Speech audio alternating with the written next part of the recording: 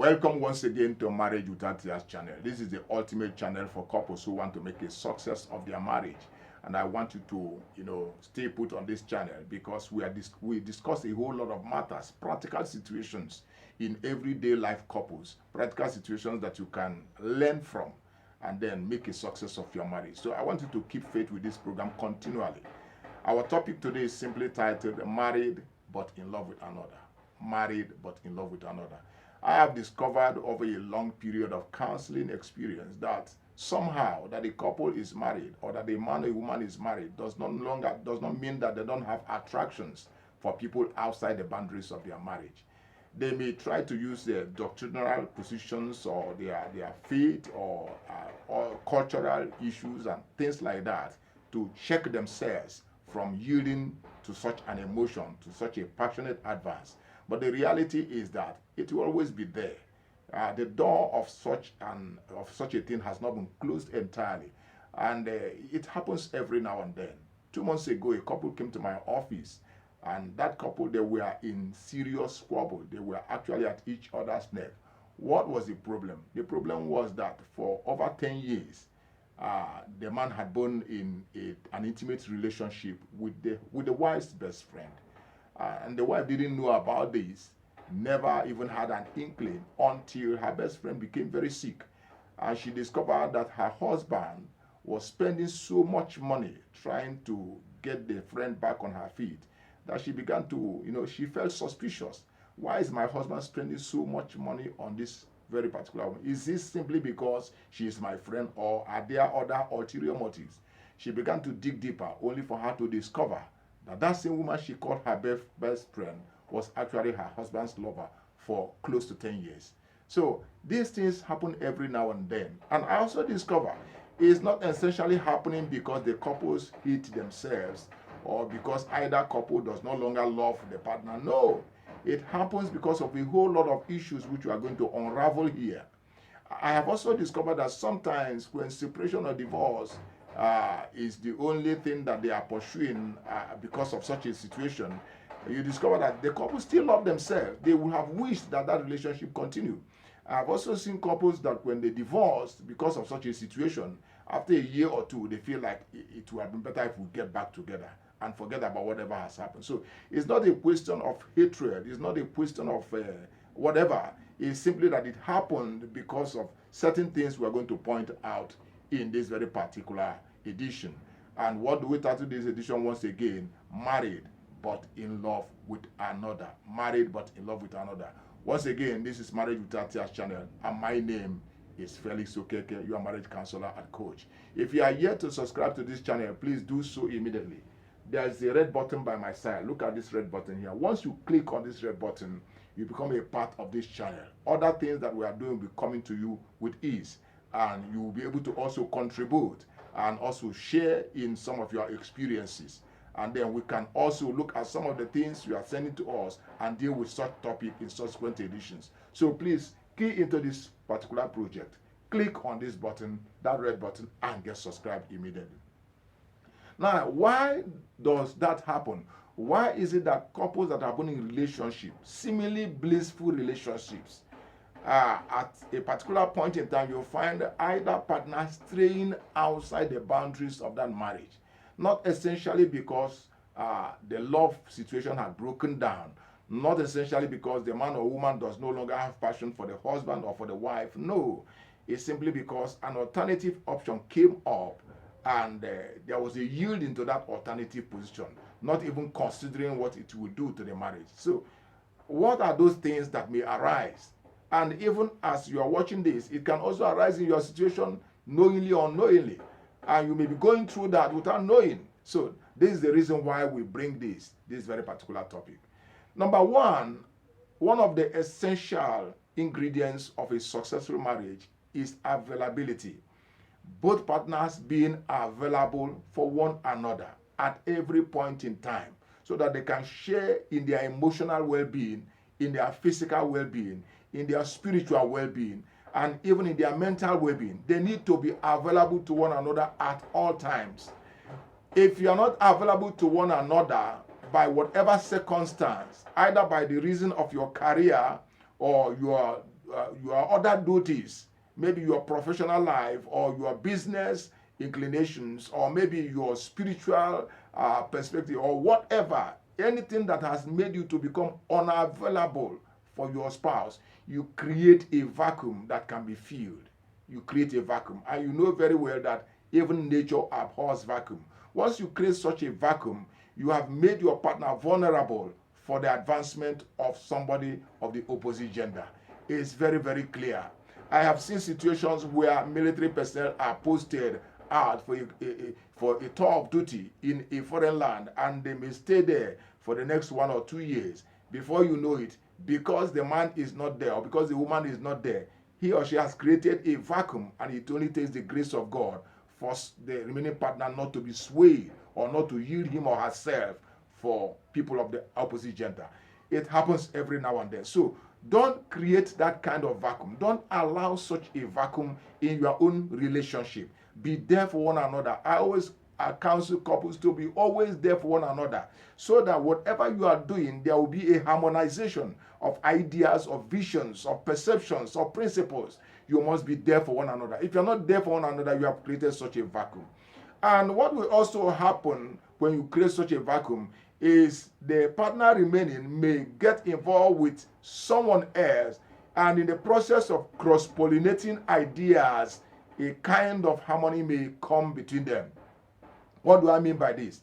There are chances that one or either of the partner can meet somebody who will present the kind of joy, the kind of situation, the kind of feelings, the kind of understanding, intellectual understanding that the other one is yearning for all these years.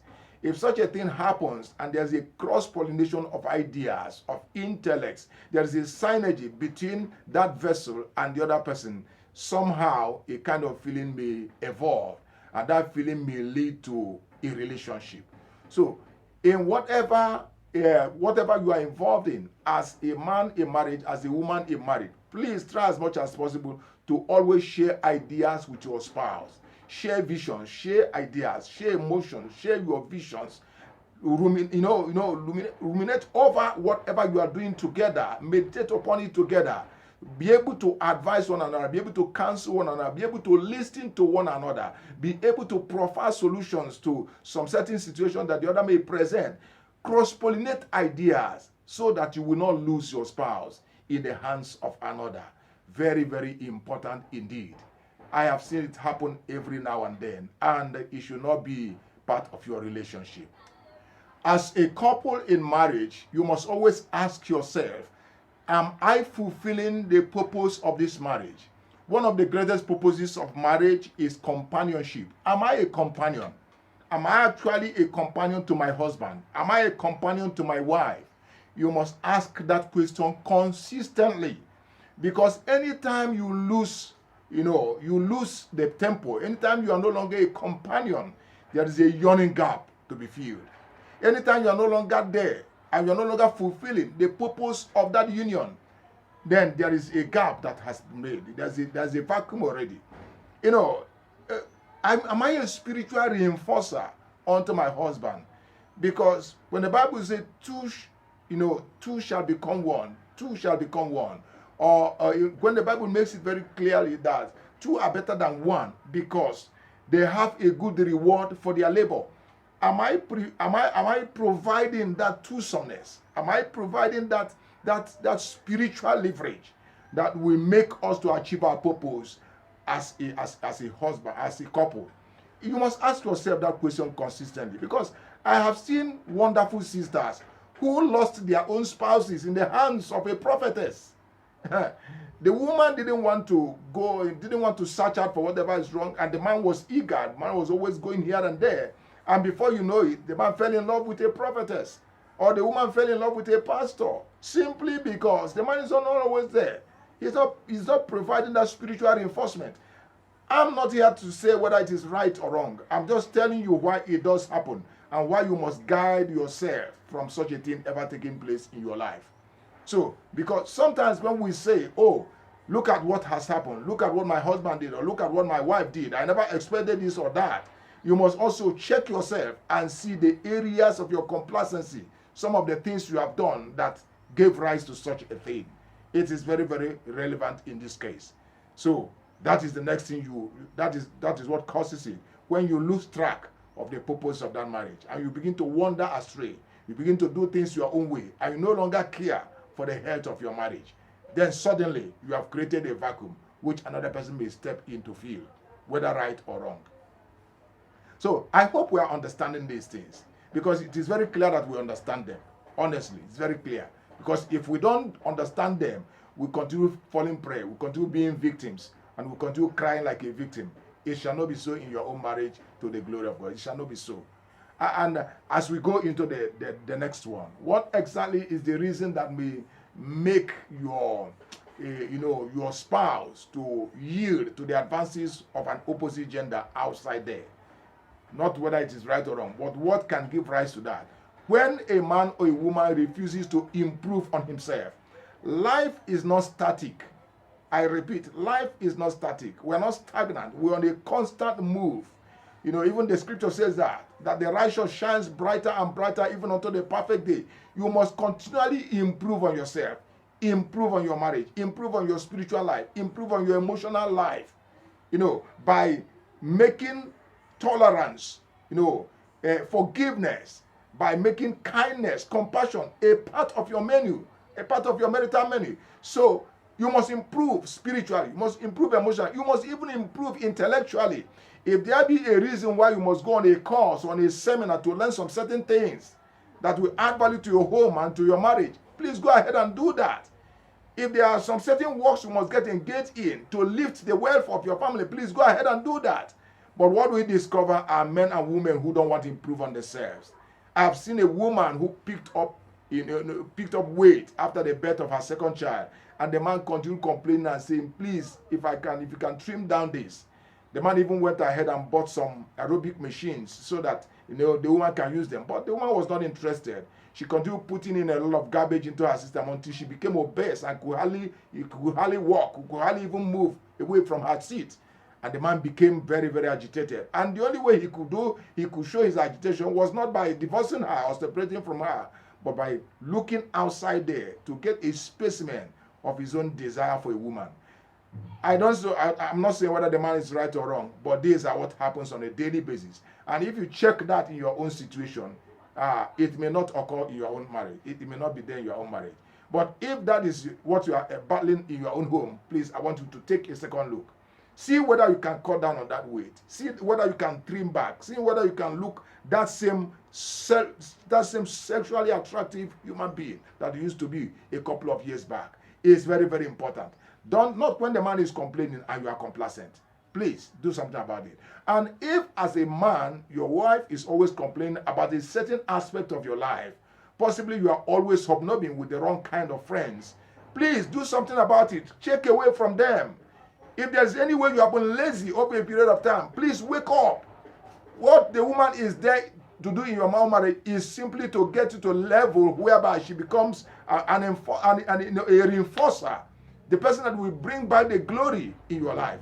So that is what she's there to do, to add value to you. So learn from her, listen to her and learn, and wake up from your slumber so that your marriage don't get swept under the carpet. I want to let you know that if you fail to improve on yourself, there are so many people outside there who will bring to the table what you have failed to bring to that table. And your guess is as good as mine. These are some of the things that happens. These are some of the things that make people to walk, to begin to do things that they don't want to do before. I have seen so many men and women out there who are blissfully married to their wives, and yet they are having concubines outside. Why is that so? Because of a lapse. Because of a lapse. I want you to take a second look in your marriage and discover or uncover a certain lapse which you have swept under the carpet. Begin to work at it so that you can draw your own partner closer to you, to the glory of God. And of course, if you're here to subscribe to my channel, please do so immediately. There's this red button by my side. Click on it and become part of what we are doing. I want you to be part of this wonderful channel, because here we learn a whole lot. Here we also talk to one another. Click on that red button and get subscribed as we go to the final point I want to give you. Finally, as a married man, as a married woman, I want you to learn how to bulletproof your marriage by committing it entirely unto God.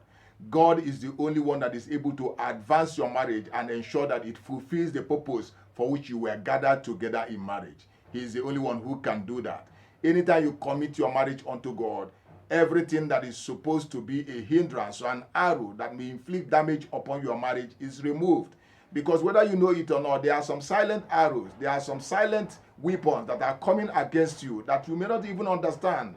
There are some situations you will never understand until it happens. But when God is involved in the matter, these situations are brought down before even they happen. I don't want you to run your marriage, as your own personal vision, because it's not your own personal vision. Before you got into marriage, God has already known that he's going to bring two of you together. So what you need to do is remove self from it and begin to run it according to the way God designed by committing unto him. Don't run it alone. Don't let it become a selfish enterprise. Don't begin to make up your minds. Don't begin to do it as you read in a book, as you heard from somebody somewhere. No, run it as one who is running a race with God. So that is one thing I want to let us know. If you discover that you have married a husband or a wife that is not a praying type, I want you to become the intercessor of the home. I want you to become the one that intercedes, that stands in the gap for your home, for your marriage. Begin to be the one that takes the matter up with God, so that at the end of the day, what God desires concerning you shall be fulfilled to the glory of God. So I appreciate you very well. If you are here to subscribe to my channel, this red button will do so for you. Just click on it, get subscribed, and be part of what we are doing. If there are things I have said or not said, or an input which you desire to make in the course of this program, please do so in the comment section below. Just go down to the comment section, pen it down. It will be my pleasure to read your comments and also to answer some of your questions. I appreciate you very much for your patience, and I pray that God will keep you until our next edition. Thank you very much and have a wonderful time.